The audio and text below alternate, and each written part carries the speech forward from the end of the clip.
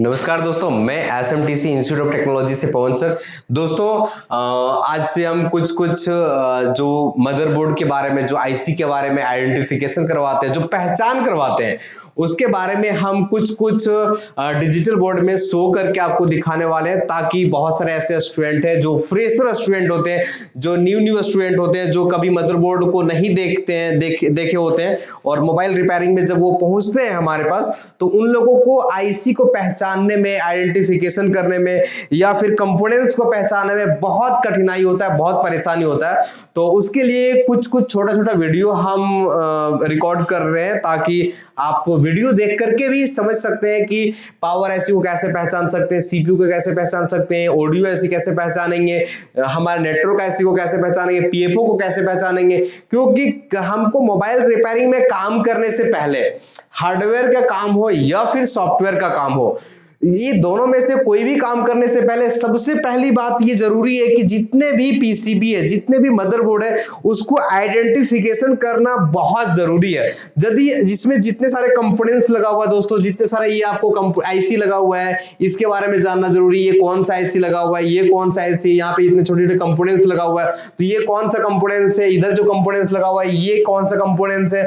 सभी कंपोनेंट्स का आइडेंटिफिकेशन करना बहुत जरूरी है, तभी आप वर्क कर पाएंगे। क्योंकि यदि आपका वाटर डैमेज मोबाइल से आता है, वाटर डैमेज फोन है, यदि कोई कंपोनेंट्स में वाटर के कारण वो खराब हो चुका है, शॉर्ट कर चुका है, तो उसमें हम कैसे वर्क करेंगे। ये हमारा कैपेसिटर लगा हुआ है, तो ये प्रॉब्लम करने से क्या नुकसान हो सकता है, क्या हमारा सेलफोन में प्रॉब्लम आ सकता है, इन सब चीजों के बारे में हम डिजिटल बोर्ड में आपको वीडियो के माध्यम से समझाने का प्रयास करते हैं, ताकि यदि हमारे पास फ्रेशर बच्चे जो आते हैं वो वीडियो देख करके भी समझ सकते हैं कि किसको कैसे पहचान करेंगे, सीपीयू को कैसे पहचान करेंगे, फ्लैश ऐसी, ईएमएमसी है, यूएफएस है, उसको कैसे पहचान करेंगे, पावर ऐसी को कैसे पहचान करेंगे, वगैरह वगैरह चीजों को हम सारा चीज आपको बताने का प्रयास करेंगे दोस्तों, ताकि जब आप क्लास में आएंगे और वहां पे आपको इजी होने वाला है, आसानी होने वाला है समझने में। क्योंकि जब स्टूडेंट ट्रेनिंग लेकर के रूम जाते हैं तो घर में उसको देखने के लिए कुछ चाहिए होता है।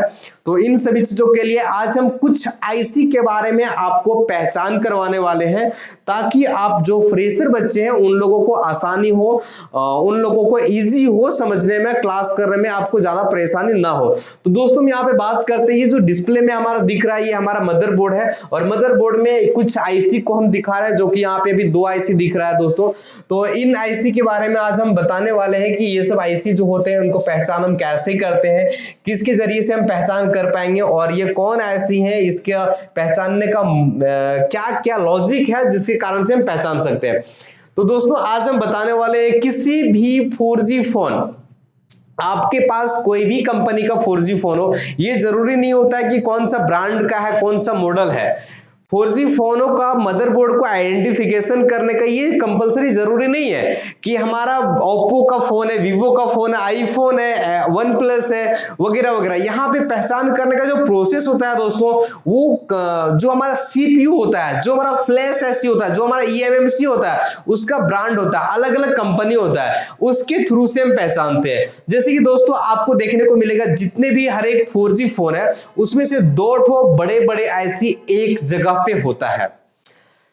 कोई भी मदरबोर्ड आप लेंगे, यदि हमारे पास ये एक अलग मदरबोर्ड है तो इसमें भी आपको शायद दिखता होगा, तो यहाँ पे हमारा दो ठो एक ही जगह में बड़े बड़े आईसी है। जैसे कि इस मदरबोर्ड में देखेंगे तो एक आईसी और ये दोनों आईसी बड़े बड़े आईसी हैं। तो इन दोनों बड़े बड़े आईसी होते हैं, इसको हम कैसे पहचान करेंगे इसके बारे में आज हम बताते हैं। दोस्तों, कोई भी 4G फोन आप ओपन करते हैं और उसके मदरबोर्ड में 2 बड़े बड़े आईसी मिलता है, तो उस आईसी को पहचान करने का एकदम साधारण सा उपाय होता है, साधारण सा एक तरीका होता है, कॉन्सेप्ट होता है, उसके जरिए से हम पहचानेंगे। जैसे कि हर एक फोनों का जो भी 2 बड़े आईसी होता है, उसमें से एक आईसी जो सीपीयू का जो ब्रांड होता है दोस्तों, उस ब्रांड आपका माइंड में सेट होना चाहिए। जैसे कि सीपीयू, आईफोन अपना एक कंपनी आईफोन अपना सीपीयू को बनाती है, सैमसंग कंपनी ऐसा है जो कि सैमसंग अपना सीपीयू बनाती है, जो हमारे पास रेडमी का फोन है, ओप्पो का फोन है, वीवो का फोन है, इन सभी में एमटीके आईसी का लगा होता है सीपीयू, या फिर कॉलकॉम आईसी का सीपीयू लगा होता है, फिर एस्पिरम आईसी का सीपीयू लगा होता है। तो ये नाम, ब्रांड का जो नाम है दोस्तों वो आपको पता होना चाहिए। हमारा जो सीपीयू लगभग अभी जो रनिंग मॉडल में आ रहा है ओप्पो, वीवो, एमआई, इन सभी फोनों में जो सीपीयू का जो ब्रांड आ रहा है दोस्तों वो हमारा एमटीके आ रहा है, क्वालकॉम आ रहा है और एस्पिरम आ रहा है। अभी जिस फोन में हम देख रहे हैं तो यहाँ पे लिखा हुआ है एमटीके, एमटीके लिखा हुआ है दोस्तों। तो इन दोनों में से हमको ये अभी कंफर्म पता हो गया कि हमारा इस मोबाइल में, इस पीसीबी में जो सीपीयू होने वाला है वो ये हमारा सीपीयू है दोस्तों। इसको हम क्या बोलेंगे? सीपीयू बोलेंगे, क्योंकि इसमें लिखा हुआ है एमटीके और सीपीयू के बगल में एक और बड़े आईसी दिख रहा है दोस्तों। तो यहाँ पे ये हमारा फ्लैश आईसी बोल सकते हैं, ईएमएमसी बोल सकते हैं। तो इसका भी बहुत सारा कंपनी होता है दोस्तों। तो जहां पे सीपीयू होगा उसी के जस्ट बगल में जो एक बड़े आईसी दिख रहा है दोस्तों वो होता है हमारा ईएमएमसी। उसको हम क्या बोलते हैं? ईएमएमसी, या फिर क्या बोलते हैं? यूएफएस बोलते हैं दोस्तों, या फिर हम लॉजिक बोल सकते हैं फ्लैश आईसी। ये पुराना नाम है दोस्तों, ये फ्लैश आईसी। तो इस तरीके से हम फ्लैश आईसी को और सीपीयू को पहचान कर सकते हैं। सीपीयू के ऊपर में ब्रांड का नाम लिखा होता है दोस्तों। जो रनिंग मॉडल अभी चल रहा है ओप्पो, वीवो, एमआई वगैरह वगैरह, उन सभी में आपको मिलेगा एमटीके लिखा होगा, या फिर एस्पिरम लिखा होगा, या फिर क्वालकॉम लिखा होगा। ये ब्रांड का नाम जिस भी आईसी में लिखा होगा वो सीपीयू कहलाता है दोस्तों।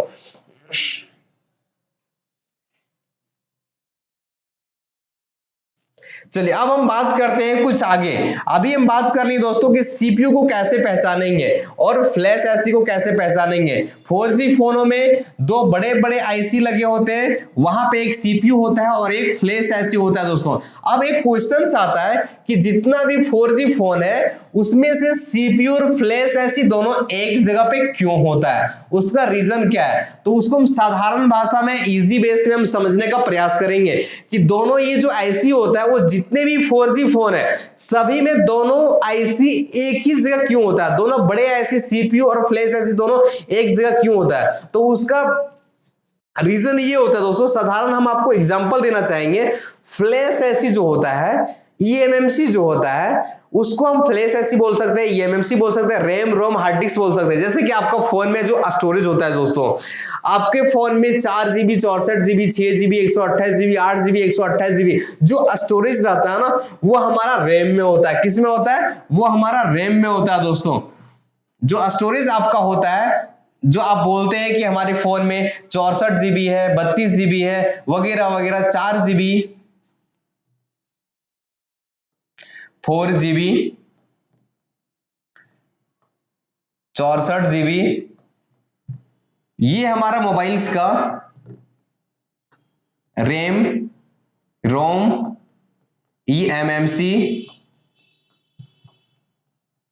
एमएमसी, या फिर बोल सकते हैं हम फ्लैश आईसी, फ्लैश आईसी, या फिर दोस्तों हम इसको बोल सकते हैं, एक और नाम दे सकते हैं यूएफएस। अभी नया नया फोनों में ज्यादातर आ रहा है दोस्तों यूएफएस। ये सब चीज जो भी आप देखते हैं स्टोरेज वो हमारा RAM ROM eMMC flash IC UFS में ही होता है। और इसको जो ईएमएमसी होता है दोस्तों वो हमारा सीपीयू के जस्ट बगल में होता है। सीपीयू के जस्ट बगल में रखने का मोटिव है, सीपीयू के जस्ट बगल में क्यों रखता है उसके बारे में भी हम जान लेते हैं दोस्तों। एग्जांपल देते हैं, नॉर्मल एग्जांपल, जैसे कि कहीं भी आप देखते हैं कोई भी एक हम दुकान खोले हुए हैं और यदि दुकान का जो स्टोरेज होता है, गोदाउन होता है, उसको हम ज्यादा दूरी पे रख देंगे तो हमको ले आने में, सामान को ले जाने ले आने में टाइम लगता है और प्रेशर भी लगता है दोस्तों। और यदि हमारा जहां पे दुकान हो उसी के बगल में हमारा गोदाम भी हो तो हमें आसानी होता है, कस्टमर को सामान देने लेने में आसानी होता है। सिंपल उसी प्रकार से इसमें भी काम किया गया है। ये हमारा क्या है, सीपीयू जो होता है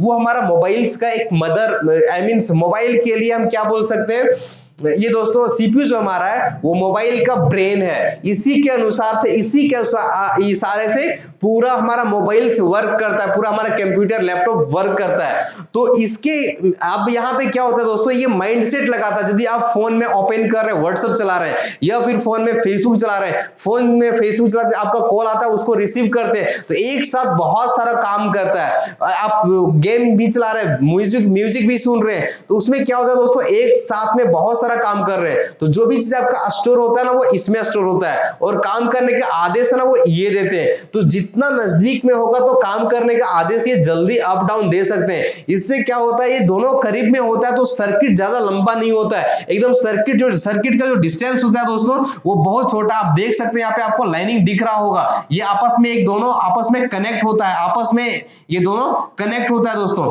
तो इसमें क्या होता है, जब कम्युनिकेटर नजदीक में होता है, कम्युनिकेशन नजदीक में बनता है, तो हमारे जो सेल फोन होता है वो ज्यादा हीट नहीं होता है। इसीलिए हमारे जितने भी 4G फोन है उन सभी में आपको फ्लैश एसी और सीपीयू दोनों एक जगह में मिलता है दोस्तों। इसीलिए हमारे जितने भी 4G फोन आप ओपन करेंगे और देखेंगे, दोनों फोन जितने भी 4G फोन है उन सभी में आपका फ्लैश एसी और आपका सीपीयू दोनों आपस में एक ही जगह होगा। उसका एक ही जगह होने का रीजन यही है क्योंकि सीपीयू में आपका स्टोरेज होता है और इसको काम करवाना होता है, तो इसका लेन देन का प्रोसेस जो होता है वो आसानी होता है, नजदीक में होता है। इससे हमारा बचाव क्या होता है दोस्तों, हमारा मोबाइल का मदरबोर्ड हीट नहीं होता है, और इसीलिए सीपीयू और हमारा फ्लैश ऐसे एक जगह पे होता है। तो दोस्तों आज हम इतना ही इसमें बात करते हैं, कल हम आपको पावर आईसी के बारे में बताएंगे। पावर आईसी और नेटवर्क सेक्शन में जितने प्रकार का आईसी होता है उन सभी चीजों के बारे में हम कल डिस्कस करने वाले हैं।